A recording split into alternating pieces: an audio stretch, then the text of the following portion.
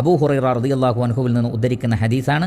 നബി സല്ലല്ലാഹു അലൈഹി വസല്ലം പറയുകയാണ്, ഇന്ന ലില്ലാഹി മലായികതൻ യതൂഫൂന ഫി തുറുഖി യൽതമിസൂന അഹ്ല ദിക്രി ഫൈദാ വജദൂ ഖൗമൻ യദ്കുറൂന അല്ലാഹ തനാദൗ ഹലുമു ഇലാ ഹാജതികും ഖാൽ ഫയഹുഫൂനഹും ബിഅജ്നിഹതിഹിം ഇലാ സമാഇ ദുനിയ.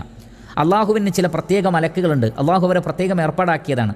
അവർ അള്ളാഹുവിനെ ഓർക്കുന്നവരുടെ മജ്ലിസുകളെ അവർ അന്വേഷിച്ചു കൊണ്ടിരിക്കും. ആരൊക്കെയാണ് ഖുർആൻ ഓതിക്കൊണ്ടിരിക്കുന്നത്, ഒറ്റക്കാണെങ്കിലും ശരി കൂട്ടമായിട്ടാണെങ്കിലും ശരി, ആരൊക്കെയാണ് പള്ളികളിലിരുന്ന് ദിക്ർ ചൊല്ലിക്കൊണ്ടിരിക്കുന്നത്, അങ്ങനെ തുടങ്ങി ആരൊക്കെയാണ് അറിവിൻ്റെ മജ്ലിസിൽ പങ്കെടുക്കുന്നത്. ഇങ്ങനെ ദിക്റിൻ്റെ മജ്ലിസ് എന്ന് പറഞ്ഞാൽ അറിവിൻ്റെ മജ്ലിസാണ്, ഖിറാഅത്തിൻ്റെ മജ്ലിസാണ്, അദ്കാറുകളുടെ മജ്ലിസാണ്, ദുആകളുടെ മജ്ലിസാണ്. അങ്ങനെ ഒരാൾ അള്ളാഹുവിന് ദുആ ചെയ്തുകൊണ്ടിരുന്നാൽ, പ്രാർത്ഥിച്ചുകൊണ്ടിരുന്നാൽ, ദിക്ർ ചൊല്ലിക്കൊണ്ടിരുന്നാൽ, ഖുർആൻ ഓതിക്കൊണ്ടിരുന്നാൽ മലക്കുകൾ അവിടേക്ക് എത്തിപ്പെടുകയും എന്നിട്ട് ഒന്നാമത്തെ ആകാശം വരെ ചിറകുകൾ കൊണ്ട് അവരെ മൂടുകയും ചെയ്യും, പൊതിയുകയും ചെയ്യുമെന്നാണ്.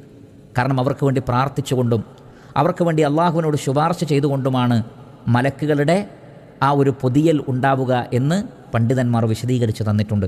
അപ്പോൾ മലക്കുകൾ ചിറകുകൾ വിരിച്ചുകൊണ്ട് ഒന്നാമത്തെ ആകാശം വരെ ചിറകുകൾ വിരിച്ചുകൊണ്ട് അള്ളാഹുവിനെ ഓർക്കുന്ന ആളുകൾക്ക് വേണ്ടി ദുആ ചെയ്യുമെന്നാണ് അതിൽ നിന്ന് മനസ്സിലാക്കാൻ സാധിക്കുന്നത്. അക്കാര്യം നമ്മൾ പ്രത്യേകം ശ്രദ്ധിക്കുക.